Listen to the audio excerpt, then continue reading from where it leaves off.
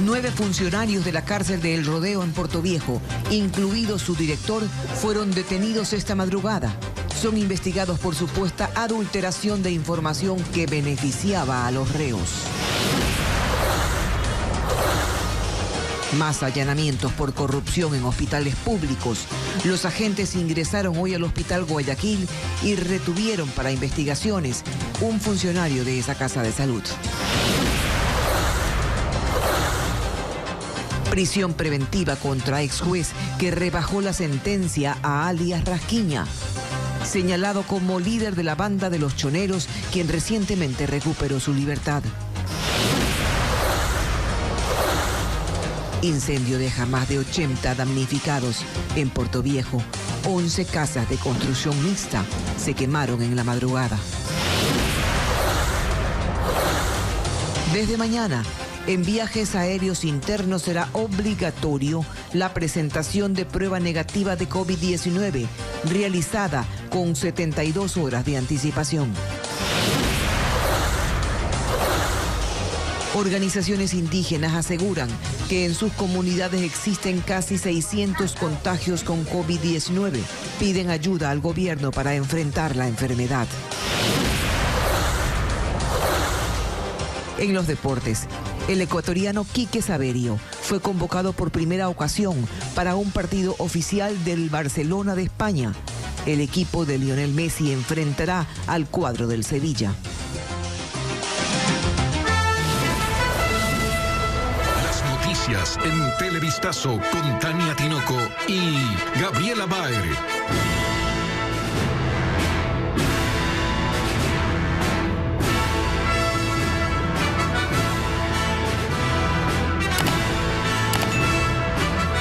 Amigos, ¿cómo están? Buenas tardes. Aquí iniciamos las noticias en Televistazo. 9 funcionarios de la cárcel El Rodeo en Portoviejo, incluido su director, fueron detenidos esta madrugada durante un operativo. Hola, Tania. ¿Qué tal, Gaby? Amigos televidentes, los aprehendidos son sospechosos de realizar ilegalmente trámites de prelibertad para beneficiar a reos de este y otros centros de prisión. Nuestra corresponsal Karen Ceballos tiene los detalles.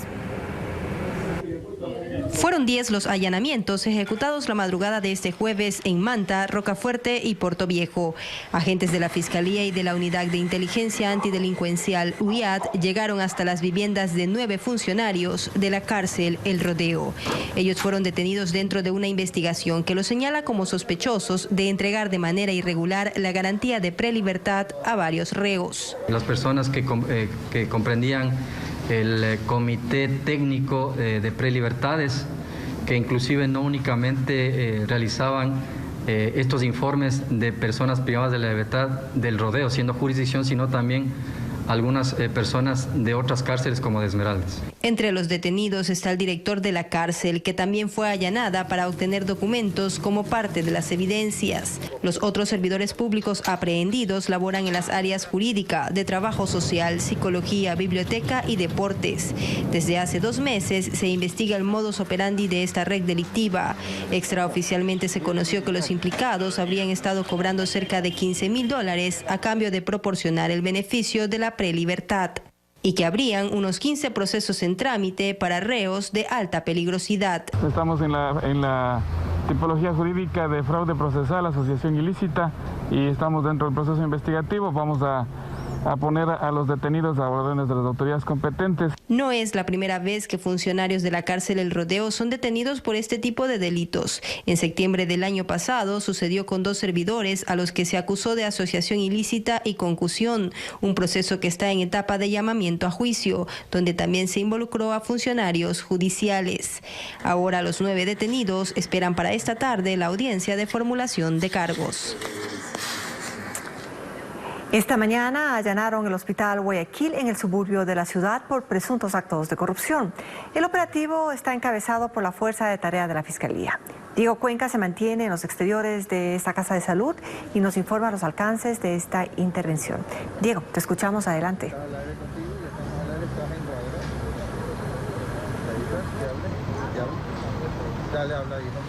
Desde las 12 del día, la Fuerza de Tarea de la Fiscalía junto con la policía iniciaron una serie de allanamientos en simultáneo en Quito, Guayaquil, Daule y San Borondón. Y los policías junto con las autoridades judiciales llegaron hasta aquí, hasta el hospital Abel Guirben Pontón, ubicado en el suburbio de Guayaquil. Aquí los agentes ingresaron para realizar un allanamiento por las denuncias sobre presuntas corrupción dentro de las casas de salud pública. Aquí la policía mencionó que hay 5 detenidos hasta el momento que son funcionarios de esta casa de salud, porque estarían vinculados por las presuntas corrupciones que se registran en esta casa de salud durante este tiempo de pandemia.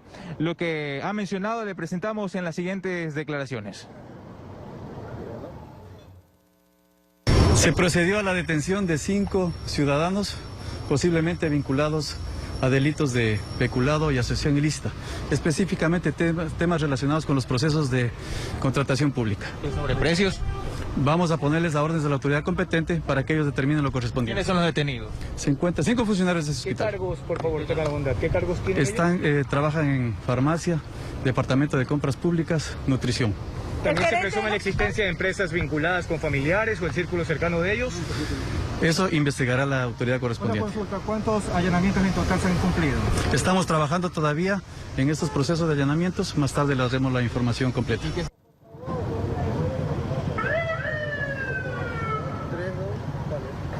Aquí se investiga un presunto peculado y una asociación ilícita en donde estarían implicados los 5 detenidos que son parte de esa casa de salud en el suburbio de Guayaquil. Hasta el momento se conoce que los allanamientos continúan, son al menos 45 que se realizan en Quito, Guayaquil, San Borondón y Daule. Y los detenidos han sido llevados hasta la fiscalía de esta ciudad. Hasta aquí el informe, seguimos con ustedes.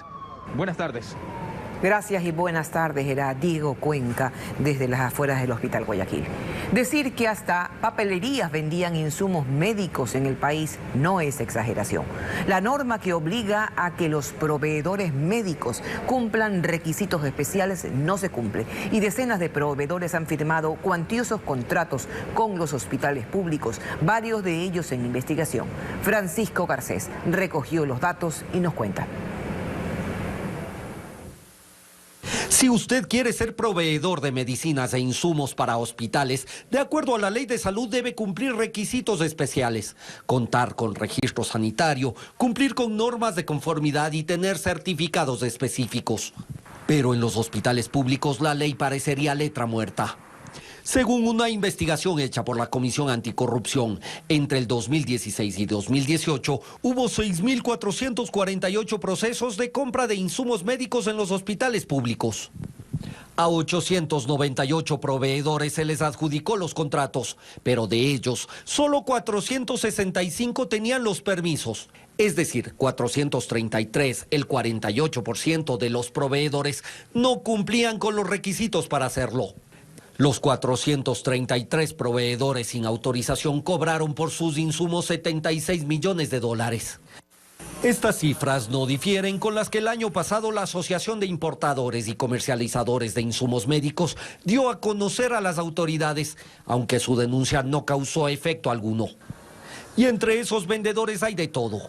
Consta, por ejemplo, la constructora china Railway First Group, que fue parte del consorcio que construyó el Hospital del IES del sur de Quito y que recibió 2 contratos para proveer insumos para el Hospital de Quevedo por $7 millones. Otro caso es el de Víctor Miguel Muñoz, quien consta en el SRI como proveedor de servicios de contabilidad y ganó un contrato de provisión de insumos del Hospital Móvil número 1 por $581,000. Aunque a su nombre tiene registrada también una empresa para vender instrumentos médicos, no la usó para este contrato. Roswin Fernando Angulo es, según el SRI, distribuidor de electrodomésticos y aún así obtuvo 7 contratos por $580,000 para insumos médicos, entre ellos sillas de ruedas y colchones. Y está el caso de Carlo Fiallo Segovia, quien está registrado como vendedor de materiales de papelería y recibió un contrato de más de 1,1 millones para proveer insumos en el Hospital Rodríguez Zambrano de Manta. Si bien es representante legal de Corporación Premier, que también vende insumos médicos sin los permisos, no usó ese nombre comercial para el contrato. También hay empresas fantasmas, creadas en el último momento. Y quiero decir algo adicional. También hay muchos de ellos que luego del 2018, en el 2019 y ahora en la pandemia, han seguido entregando. Como estos son decenas los casos que ya están en manos de las autoridades que han iniciado investigaciones al respecto. Dictan prisión preventiva para el ex juez José Tamayo por presunto prevaricato por rebajar la sentencia a alias Rasquiña, líder de la banda de los choneros que hace pocas semanas recuperó su libertad bajo régimen semiabierto. Desde la Corte Provincial del Guayas, José Carlos Alvarado nos tiene un informe sobre esta audiencia. Esta mañana se desarrolló la audiencia de formulación de cargos contra el ex juez José Tamayo Arana, que fue destituido luego de haber rebajado la pena del cabecilla de la banda Los Choneros, Jorge Luis Zambrano, alias Rasquiña. Hay que recordar que Zambrano pudo acogerse al recurso de prelibertad luego de que el ex magistrado disminuyó su pena de 20 a 8 años por el delito de asesinato. Alias Rasquiña salió de la cárcel de Cotopaxi el pasado 6 de junio. A esta diligencia Tamayo no se presentó. En la audiencia participó mediante videoconferencia la fiscal provincial Yanina Villagómez. El argumento principal para la formulación de cargos por supuesto prevaricato a Tamayo es que, al haber existido en este caso una sentencia emitida por la Corte Nacional de Justicia, un juez de primer nivel no podía modificarla. El tribunal de esta causa dictaminó la formulación de este delito y prisión preventiva para el procesado. La Fiscalía determinó una instrucción fiscal por 90 días para este caso en el que se involucra al ex juez Tamayo. Esa es la información que tenemos hasta el momento sobre este proceso, pero seguimos con más información con ustedes, compañeros.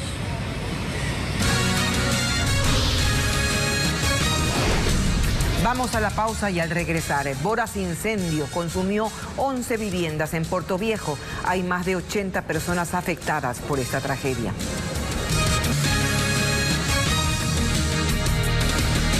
...85 personas quedaron afectadas tras un voraz incendio registrado esta madrugada en Portoviejo. Un cortocircuito habría originado el fuego que consumió 11 viviendas. María Gabriela Carpio nos cuenta que, pese a la magnitud de la emergencia, no se reportaron heridos. Las llamas despertaron a los habitantes del mirador de la parroquia San Pablo de Portoviejo. Desesperados, usando mangueras y tachos, intentaban apagar el fuego que consumía varias casas durante esta madrugada. Videos aficionados, captados desde zonas altas, grabaron la magnitud del incendio. Todos se quemaron, aquí la vecina, los míos, la ropa de mis hijos, todo, con la ropa que anda aquí, todo se quemó, todo, no quedó nada. En esta emergencia participaron bomberos de Portoviejo, Rocafuerte y Santa Ana, que tras más de una hora de lucha controlaron las llamas. Lamentablemente ustedes pueden ver el acceso es un poco complicado, la gente está trabajando por ambos lados, por el lado de abajo y por esta parte. Ya esta mañana los daños eran evidentes. Algunos intentaban recuperar sus pertenencias entre los escombros y cenizas. Uno no pudo sacar nada, solamente con lo que estamos vestidos. Nos fuimos ahí al parque y fue tan rápido. El cilindro de gas, el que explotó fue el de aquí de la vecina. En la parte de allá no se escuchó explosión. Yo aquí saqué con mi hijo, sacó el tanque y otro que tenía acá en esta casa de acá. En total, 4 casas de madera quedaron calcinadas y otras 7 resultaron parcialmente afectadas. 85 personas de esas 11 viviendas. Se presume un cortocircuito en una de las casas de material de caña. Incluso los mismos moradores, el propietario dijo que hubo una chispa y se asume que esto generó el incendio. El alcalde de Portoviejo, Agustín Casanova, también llegó al sitio y aseguró que se creará un comité de emergencia para asistir a los damnificados que permanecen en refugios temporales. Estoy con todo el equipo del municipio de riesgo para empezar a brindar las facilidades o las cosas que son de urgencia y de inmediatez, alimentación por ejemplo. Luego hay que buscar todo el tema que tiene que ser para dormir, colchones, prendas de vestir. Ayuda que esperan recibir dentro de las próximas horas. Y también en Manabí un hombre fue asesinado a tiros cuando iba a bordo de un taxi que circulaba en la ciudad de Manta. Al sitio acudieron agentes de criminalística para investigar el ataque en el que también resultó herido el conductor del vehículo. Según información preliminar, el taxista fue trasladado a una casa de salud y permanece con pronóstico reservado. Por este caso no se han reportado personas detenidas.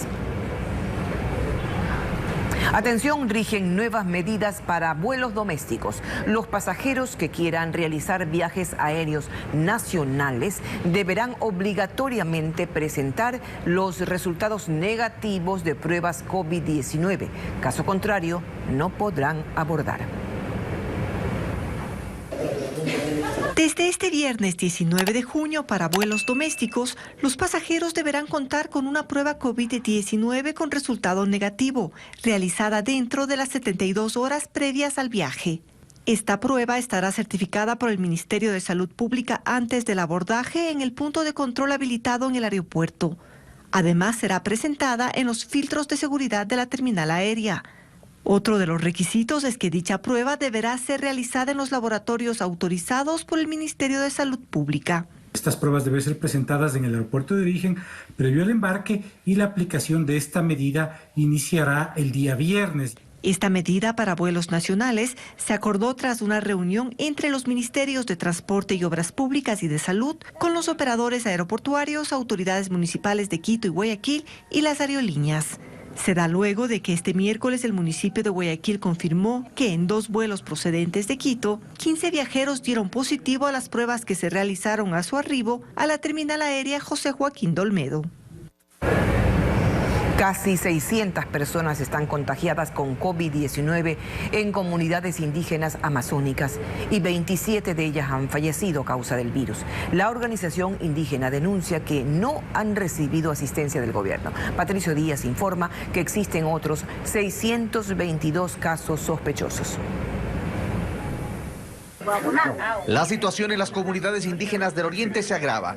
Según información de la Confederación de Nacionalidades Indígenas de la Amazonía, ya se han confirmado 599 casos y 622 son sospechosos. Entre los confirmados, 310 son en las comunidades quichuas, sobre todo en Pastaza, 188 en la nacionalidad guaurani en Sucumbíos, 37 Shuar, 23 Seicopay y 22 Achuar, entre otras. Sus dirigentes aseguran que ya no cuentan con medicinas ni insumos necesarios. En Dayuma no cuenta con ambulancia para evacuar a pacientes, sector villano de la provincia de Pastaza, donde no cuentan los subcentros con medicina. Hay 27 personas fallecidas entre las comunidades y la situación es dramática. Por ejemplo, en Sarayacu, una de las víctimas de COVID sería el padre del coordinador nacional de Pachacutic, Marlon Santi. La ambulancia aérea, único medio de evacuación, no pudo trasladarlo a un hospital porque desde las autoridades sanitarias no les han dado protocolos para pacientes COVID. Que las autoridades, por favor, con urgencia resuelvan esta situación, porque vamos a necesitar evacuar a las personas que estén con sintomatologías graves. El Consejo de Gobierno ha decidido declarar en emergencia a la comunidad. De cerca de 85 pruebas rápidas, salieron alrededor de 25 personas positivas con el COVID. 50% de la población de Sarayacu está con sintomatologías. Aunque hay 2 médicos en Sarayacu, no tendrían cómo actuar. Necesitamos apoyo en equipamiento a los subcentros de salud que son de baja categoría. Necesitamos insumos médicos para poder responder a las emergencias. En Taisha y Macuma, aunque en principio sus habitantes evitaban salir, la información sobre las medidas de seguridad casi no ha llegado. Ahora salen sin mayor protección y buscan la forma de ir a la ciudad a cobrar sus bonos, lo cual dicen podría provocar más contagios. Es como se vive la pandemia en el Oriente, ahí donde guardan nuestra historia ancestral, pero donde ahora piden, no nos olvidemos de guardar sus vidas. Más adelante en Televistazo, en Durán, Guayas, ciudadanos protestan por el incremento sustancial en el valor que deben pagar por sus planillas de electricidad. Reclaman que no reciben una solución de las autoridades. Y en pocos minutos más conversaremos con el presidente de la Asamblea Nacional, César Litardo, quien nos acompaña en nuestros estudios.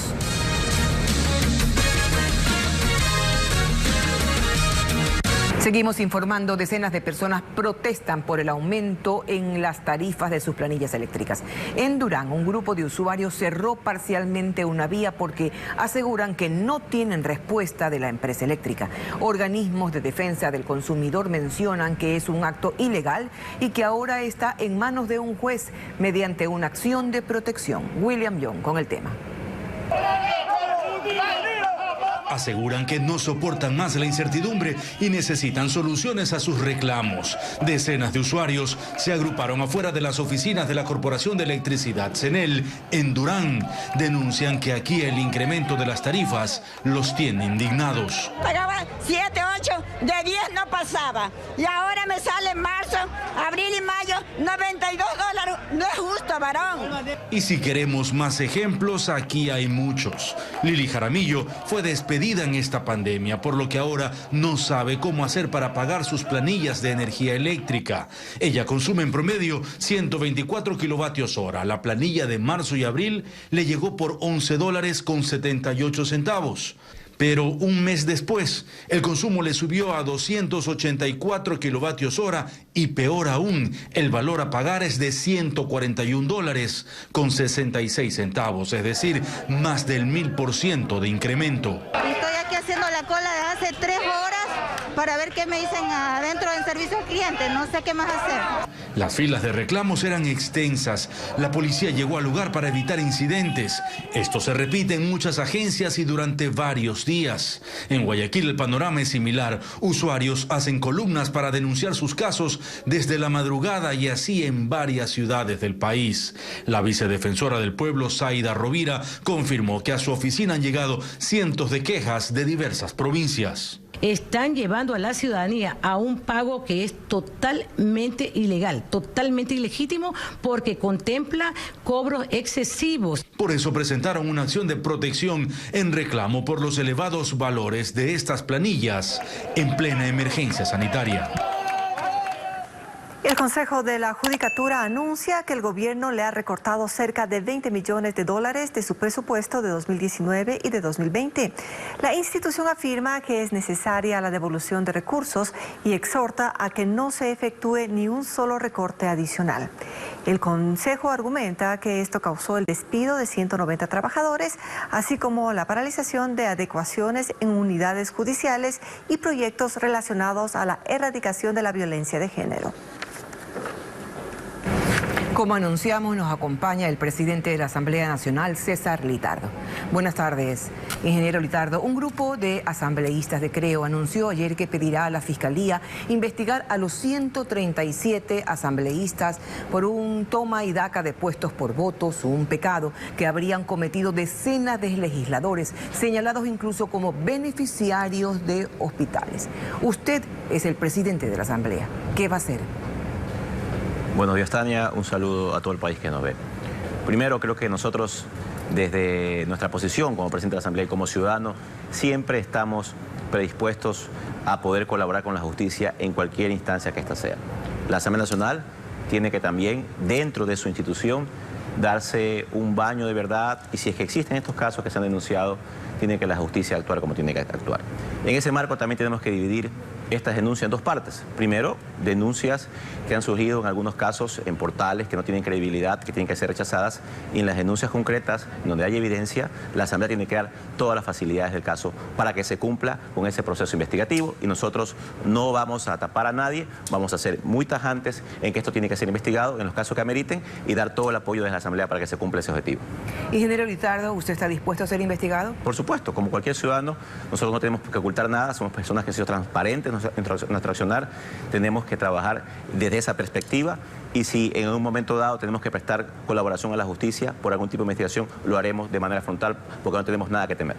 Pero una declaración parecería insuficiente. Son mencionados decenas de asambleístas amparados en su inmunidad parlamentaria. Algunos son ya investigados hace años, otros procesados por la justicia actualmente. Y ahora hay un listado de beneficiarios, según publicó en Twitter una publicación, Pichincha Comunicaciones, y usted incluso aparece allí.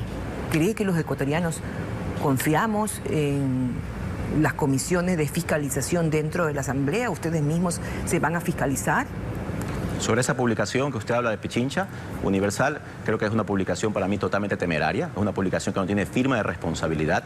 Para mí eso es un pasquín digital, en el cual, pues, si usted analiza la misma publicación, incluso hay nombres de asambleístas que ni siquiera están en funciones en la actualidad. Por lo tanto, me parece que es totalmente rechazable. Esas acusaciones, me parece que vienen de estos pasquines digitales, tienen que ser rechazadas. Nosotros tenemos que actuar con coherencia, hablando de cuando hay una denuncia sustentada dentro del marco de lo que establece la ley, y en ese marco también tenemos que ser muy respetuosos y rechazar cualquier intento de desestabilizar la institucionalidad del país a través de las publicaciones que no tienen fundamento, ni ninguna lógica, ni responsabilidad como tal. Nosotros, como bloque de AP, ya hemos pedido que se haga una desmaterialización de ese caso. Vamos a poner las acciones correspondientes ante la justicia para que también quienes publican estas acciones de manera irresponsable también tengan sanciones como tal.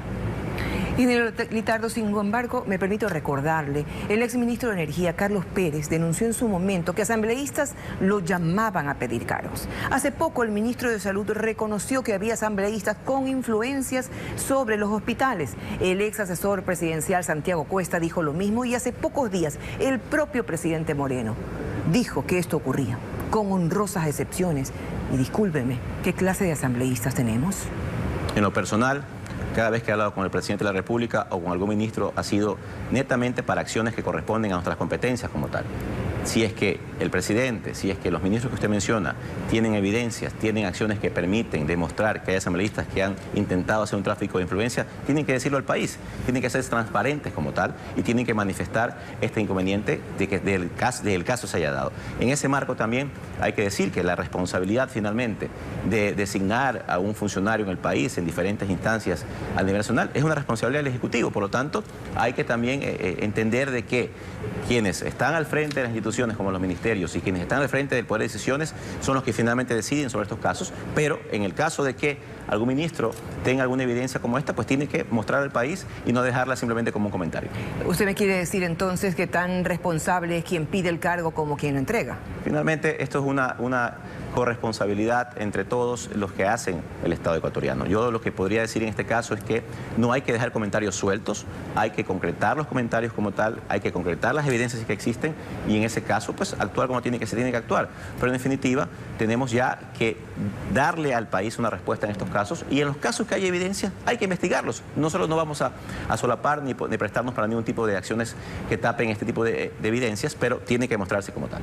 ¿Está de acuerdo con que necesitamos un baño de verdad y de justicia en la Asamblea y en paralelo una acción urgente fiscalizadora? Los pedidos de juicio político no se ponen en la agenda. A Richard Martínez, por ejemplo, no se responde al clamor ciudadano en temas como educación, por lo que está pasando en el IES, por el escándalo de las tarifas eléctricas. Usted acaba de ver un reportaje en nuestro noticiero. Hay varios temas que en la Asamblea vamos a iniciar acciones de fiscalización en los próximos días. En los temas del IES que usted menciona, se tomarán acciones concretas. El próximo día martes vamos a llamar al ministro de Energía y su viceministro de Electricidad para que en el pleno de la Asamblea pueda responder por este clamor que hemos visto, sobre todo aquí en Guayaquil y en la costa ecuatoriana, en torno a las tarifas eléctricas. ¿Por qué las tarifas eléctricas en este momento en el país se están haciendo evidentes sus incrementos? Hemos visto hace un momento una noticia en donde se demuestra claramente esto de aquí. Así que el día martes vamos a hacer comparecer al señor ministro de Energía y Minas ante el pleno de la Asamblea para que explique qué pasa con las tarifas eléctricas en el país. Por favor, en breves segundos, en el caso de Arroz Moreno, la denuncia del portal La Posta a empresas del Estado desviando sus fondos para financiar la consulta popular de 2018. ¿La Asamblea se va a quedar con los brazos cruzados? Vamos a iniciar una acción de fiscalización.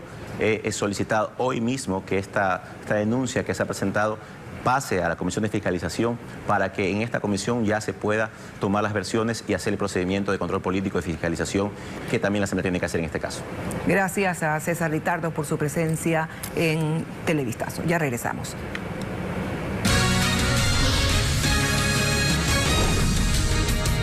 Luego de la pausa, la Universidad Estatal de Guayaquil afina detalles para la reanudación de clases de forma virtual que será el próximo 1 de julio.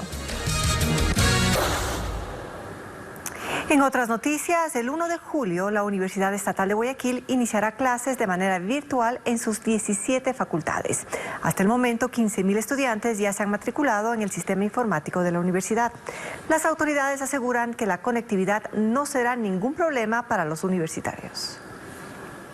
Los cerca de 70.000 estudiantes de la Universidad Estatal de Guayaquil regresarán a clases el próximo 1 de julio, pero de manera virtual. El Consejo Universitario aprobó que las 17 facultades reanuden sus actividades tras la implementación de plataformas educativas. Hasta el momento, 15.000 alumnos se han matriculado en el portal digital de la universidad para las diferentes carreras. Generan su matrícula y las aulas virtuales, que son aproximadamente más de 3.000 aulas virtuales que se generan para esta modalidad, estarán listas. Con respecto a las carreras en donde existen actividades prácticas, las autoridades señalaron que estas se reanudarán de manera paulatina una vez que el COE nacional permita las jornadas presenciales. La vicerrectora describe qué plataformas se utilizarán para impartir las clases. La plataforma Moodle para todo lo que es las actividades académicas y la plataforma Zoom para la parte de los videos. Todos los videos son grabados. Agrega que este cronograma permitirá que el pensum académico coincida con los periodos normales de exámenes.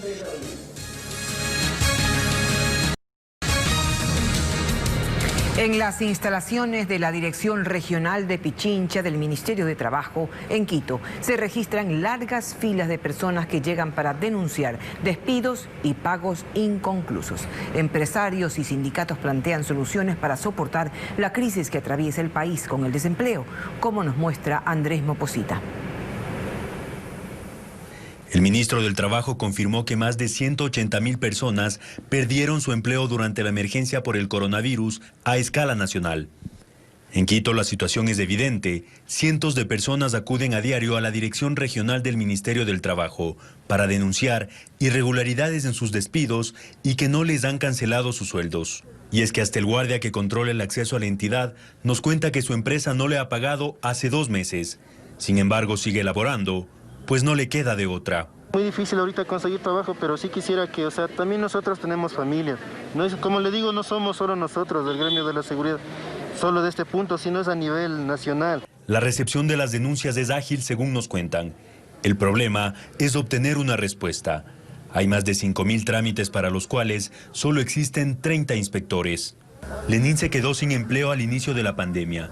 Viene a la entidad todos los días desde que se empezó a atender presencialmente, con la esperanza de obtener una solución. 15, 18, 20 años de servicio en una empresa para que le den $200, $250 a una persona no es justo. Los empresarios manifiestan estar acorralados. Pablo Zambrano, presidente de la Cámara de Industrias y Producción del Ecuador, cree firmemente en que la flexibilización de los horarios de los trabajadores permitirá sostener de alguna manera el empleo. La crisis de liquidez que hay, que están atravesando las empresas también requiere de la ayuda de la banca nacional. Según cifras del ministerio, 15.724 trabajadores fueron separados de sus empleos por despido intempestivo, lo que equivale al 8.69% del total de casos, mientras que por liquidación de las empresas, 16.874 trabajadores, es decir, 9.33%. Es este último grupo el que solicita se resuelva su condición de manera urgente. Apoyar a la Junta de Beneficencia es apoyar a Guayaquil y apoyar al país. Gaby. Con esto estamos despidiendo, amigos. Los esperamos a las 19 horas con más información. Hasta entonces.